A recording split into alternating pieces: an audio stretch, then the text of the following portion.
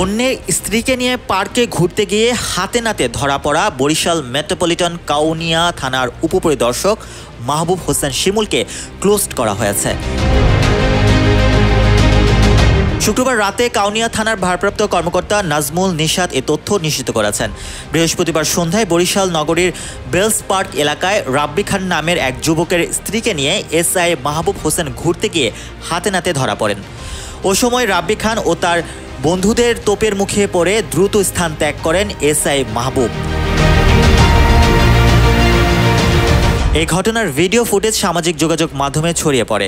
বিষয়টি মেট্রোপলিটন পুলিশের ঊর্ধ্বতন কর্মকর্তাদের নজরে এলে তাকে শুক্রবার থানা থেকে ক্লোজড করা হয়। ওসি নাজমুল নিশাত বলেন, শৃঙ্খলা পরিপন্থী কাজের অভিযোগ ওঠায় মাহবুব হোসেন নামে এক উপপরিদর্শককে ক্লোজড করা হয়েছে। তাকে মেট্রোপলিটন পুলিশ লাইন্সে সংযুক্ত করা হয়েছে। Mohammad Rasel, news 21 news desk.